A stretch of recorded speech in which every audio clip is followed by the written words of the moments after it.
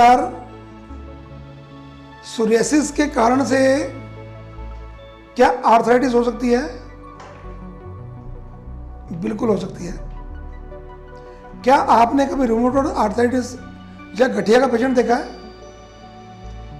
उसके शरीर में जब बीमारी पुरानी हो जाती है तो धीरे धीरे जितने भी जॉइंट्स हैं उनमें स्वेलिंग होना शुरू होती है, उनमें गांठें बनना शुरू होती हैं, उनके हाथ पैर मुड़ने शुरू होते हैं। ऐसी ही लगभग कंडीशन सोरियाटिक आर्थराइटिस में भी होती है। लोगों को क्या लगता है, अरे सोरियासिस तो स्किन की बीमारी है। मैं बोलता हूं दिखती स्किन पे जरूर है, पर ये आपके पूरे बॉडी की बीमारी है, पूरे शरीर की बीमारी है। कभी कभी बहुत कॉमन लोग बोलते हैं, सर मुझे सिर पे है और पैर के नाखून में है बस।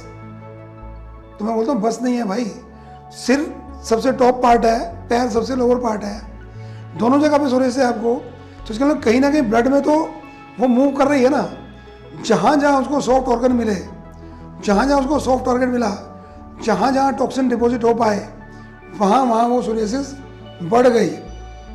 और यदि आप अभी से उसकी चिंता नहीं करते हो, उसको ठीक करने के लिए कोई प्रयास नहीं करते हो, तो क्या होगा, ये पूरे बॉडी में फैलेगी। ये मान के चलिए कि जो कारण है बीमारी के, मैक्सिमम कारण तो हैं हमारा डाइट स्टाइल और हमारा लाइफस्टाइल। हम खा क्या रहे हैं और उसको पचा कैसे रहे हैं, खाने के बाद हम रेस्ट पे हैं या एक्शन मोड में हैं। वो टॉक्सिन्स जो बने वो क्यों बने? सीधा सा सवाल ये है कि जो भोजन हमने किया, क्या हमने ओवर ईटिंग की या रॉन्ग कॉम्बिनेशन हमने खाए, मिथ्या आहार विहार किया, तो उससे क्या होगा, स्टमक में जाके भोजन पचेगा ही नहीं ढंग से। जब पचेगा नहीं तो अनडाइजेस्टेड फूड पार्टिकल्स बनने शुरू होंगे।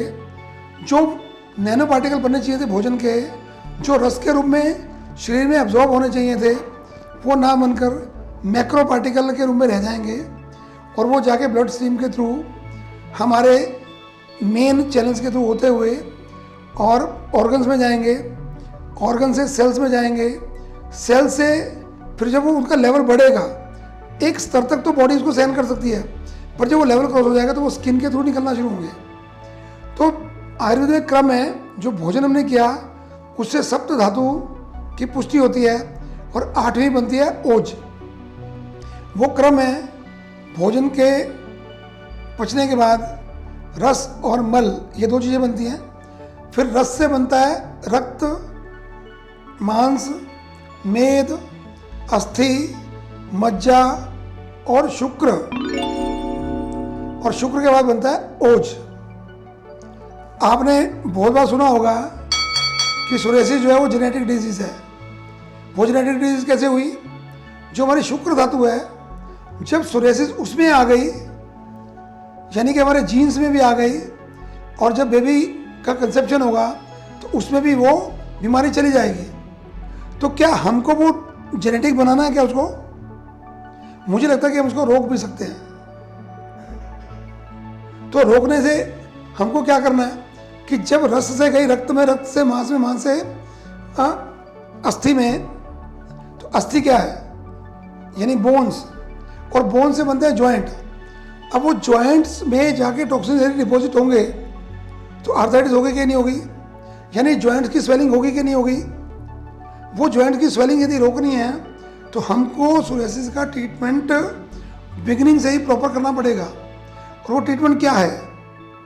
मोनोटॉक्सिन बन गए तो हम उसको शोधन चिकित्सा करके, यानी पंचकर्म चिकित्सा करके, वमन विरेचन, वस्ती, नस्य, रक्तमोक्षण करके उनको निकाल देंगे। और डाइट में चेंजेस करके क्या करेंगे कि दोबारा से हमको ये टॉक्सिन बने ही नहीं। जब बनेंगे नहीं तो फिर बीमारी ठीक होगी कि नहीं होगी। जो अंदर टॉक्सिन डिपॉजिट थे वो हमने सारे निकाल दिए, चाहे वो हमने एक बार पंचकर्म किया या 5 बार किया या 10 बार किया। जब तक रोग जड़ मूल से ठीक ना हो जाए तब को हमको पंचकर्म कराना है। जैसे मैं एक वीडियो में मैंने कहा था कि किसी का 2 महीने में सोरियासिस ठीक हुआ, किसी का 4 महीने में, किसी का 3 साल में ठीक हुआ। वो कैसे ठीक हुआ कि रोग का कारण छोड़ दिया हमने और आगे भी उनका हमने नियम से पालन किया, तो सोरियासिस कभी वापस ही नहीं आएगी। तो जेनेटिक फैक्टर से निकालने के लिए क्या करना पड़ेगा, हमको थोड़ा लॉन्ग टर्म लाइफ स्टाइल में चेंजेस रखने पड़ेंगे। यानी कि जो चीज़ें हमको चाहिए उनको वही खानी है, जो नहीं चाहिए वो नहीं खानी है। जिनसे सोरियासिस बढ़ता है उनको वो हम आयुर्वेद पे आपको बताते हैं कि क्या क्या नहीं खाना आपको। तो यदि वो स्तर आपने ले लिया तो फिर सोरियासिस दोबारा कभी रिपीट नहीं होती। आमतौर पर क्वेश्चन ये होता है, सर थोड़े दिन ठीक होती है फिर वापस आ जाती है, वो वापस क्यों आती है? क्योंकि हम मेडिसिन से उसको दबाते हैं, सप्रेस हो गई, पर जब मेडिसिन छोड़ते तो वो क्या डबल होकर बाहर निकलती है। हम यहाँ बीमारी को दबा नहीं रहे हैं आयुर्वेद में, हम क्या कर रहे हैं, हम जड़ मूल से उसको मुक्त कर रहे हैं, बाहर निकाल रहे हैं। एक सिंपल सा क्वेश्चन है, जब घर में झाड़ू लगती है तो क्या गंद जो निकलता है उसको हम दरवाजे के पीछे छुपा के रखते हैं क्या? हम रोज उस गंद को बाहर डस्टबिन में डाल के आते हैं, फिर जो गली में कूड़ा इकट्ठा करें वो भी लेके जाता है, पर अगले झाड़ू में फिर भी गंद होता है। इट मीन्स कि हम कितना अच्छा भी खाना खाएं तब भी मल तो बनता ही है ना। तो उससे बचने के लिए क्या तरीका है कि आप सीजनल पंचकर्म कराते रहें।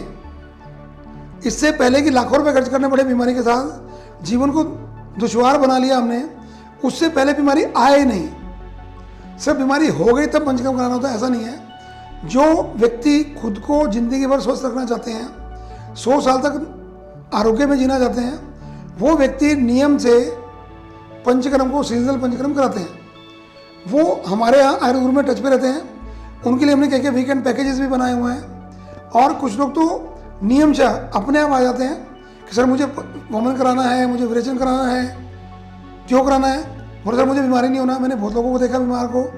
तो हमको बीमार नहीं होना है, इसलिए जो आज का टॉपिक है सोरियाटिक आर्थराइटिस, सोरियासिस तो फिर भी ठीक हो जाएगी, पर सोरियाटिक आर्थराइटिस ठीक होने में बहुत कष्ट होता है, क्योंकि जब बोन में एक बार डिफॉर्मिटी आ गई उसको रिकवर करने में पंचकर्मा बहुत लंबा करना पड़ता है और बहुत लंबे टाइम तक करना पड़ता है।